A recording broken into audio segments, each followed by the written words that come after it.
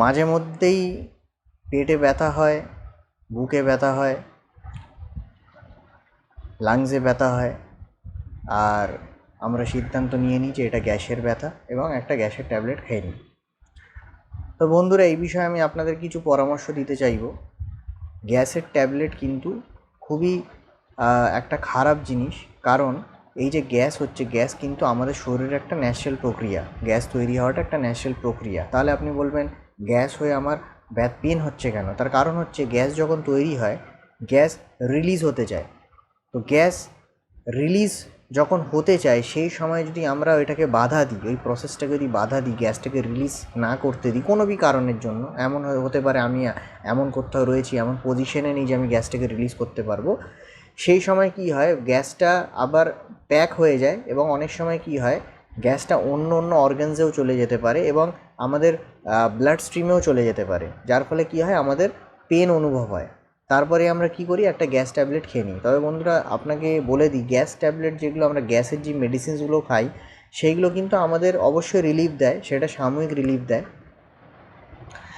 তবে এইটা কোনো সময় মাঝে মধ্যে খেলেন ঠিক আছে, কিন্তু এটাকে রেগুলার প্র্যাকটিস করবেন না, কারণ অনেক লোকরা রয়েছে যারা রেগুলার বেসিসে গ্যাসের ট্যাবলেট খায়।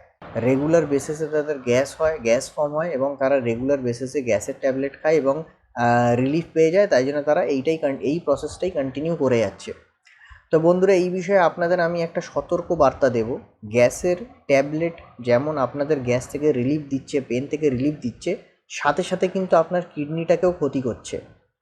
গ্যাসের ট্যাবলেটে এমন ইনগ্রিডিয়েন্টস রয়েছে যেগুলোকে কিডনিকে ফিল্ট্রেশন করতে হয় এবং রেগুলার বেসিসে বারে বারে ফিল্ট্রেশন করতে গেলে কিডনিতে কিন্তু প্রচণ্ড পরিমাণে প্রেশার পড়ে এবং কিডনি অনেক সময় ড্যামেজও হয়ে যায়।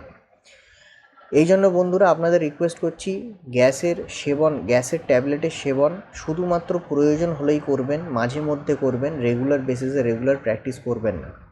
তবে বন্ধুরা, এই ক্ষেত্রে একটা প্রশ্ন আসতে পারে, তাহলে কি এইভাবেই জীবন কাটাবো গ্যাস নিয়ে? নয়, এর জন্য দুটো সলিউশন আমি আপনাদের একটা পরামর্শ দেব, দুটো সলিউশন। যেমন ফার্স্ট সলিউশন হচ্ছে, আপনি আপনার লাইফস্টাইল চেঞ্জ করুন। তার মানে আপনি যখন কিছু খাচ্ছেন, তখন আপনাকে দেখতে হবে যে কোন কোন খাবার খেলে আপনার কিন্তু প্রচণ্ড পরিমাণে গ্যাস ফর্ম হয়।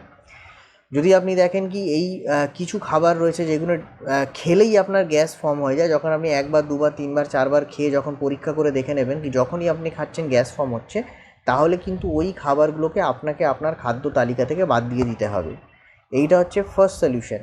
সেকেন্ড সলিউশন, যখনই আপনি খাচ্ছেন এবং খাবার পরে আপনার গ্যাস ফর্ম হচ্ছে, গ্যাস ফর্ম হওয়ার পরে যখন আপনি ফিল করছেন যে এবারে গ্যাসটা কিন্তু বাইরে বেরোতে চাইছে, রিলিজ হতে চাইছে, তাহলে কিন্তু তখন ওই প্রসেসটাকে বাধা দেবেন না, চেষ্টা করবেন কোনো বি রকমভাবে গ্যাসটাকে রিলিজ করে দেওয়ার। কারণ যদি গ্যাসটা রিলিজ হতে না দেন, তাহলে কিন্তু ওই গ্যাসটাই আবার রিটার্ন ব্যাক যাবে এবং ওইটা বিভিন্ন ডিফারেন্ট অর্গানসেও চলে যেতে পারে, ব্লাড স্ট্রিমে চলে যেতে পারে, যেটা পরবর্তীকালে কিন্তু একটা খুবই কষ্টদায়ক একটা পেন সৃষ্টি করতে পারে, যার ফলে আপনাকে কিন্তু আবার একটা গ্যাসের মেডিসিনের শরণাপন্ন হতে হবে। তাই জন্য বন্ধুরা, আপনাদের কাছে অনুরোধ করছি, গ্যাস ট্যাবলেটসের সেবনকে সীমিত করুন। মাঝে মধ্যে খেলেন ঠিক আছে, রেগুলার প্র্যাকটিস করবেন না। রেগুলার খেলে এইটা আপনার কিডনিকে হাইলি ড্যামেজ করতে পারে এবং লাস্টে কিডনি ফেলিয়ারও করিয়ে দিতে পারে। তাই জন্য এটাকে রেগুলার প্র্যাকটিসে আনবেন না। আপনার লাইফস্টাইল চেঞ্জ করুন আর চেষ্টা করুন গ্যাস ফর্ম হলে গ্যাসটাকে রিলিজ করে দেবার। আপনি দেখবেন ন্যাচারালি, অটোমেটিক্যালি, উইথাউট মেডিসিন আপনি অনেক বেটার লাইফ স্পেন্ড করতে পারবেন। যদি আমার এই তথ্যটি আপনাদের ভালো লেগে থাকে, অবশ্যই ভিডিওটাকে শেয়ার করবেন, একটা ছোট্ট একটা লাইক দিয়ে দেবেন, আর আমার পাশে থাকার জন্য আমার চ্যানেলটাকে সাবস্ক্রাইব করবেন। তাহলে আমি আপনাদের জন্য আরও বেশি বেশি ইনফরমেটিভ ভিডিওস নিয়ে আসবো। ধন্যবাদ ভিডিওটি দেখার জন্য।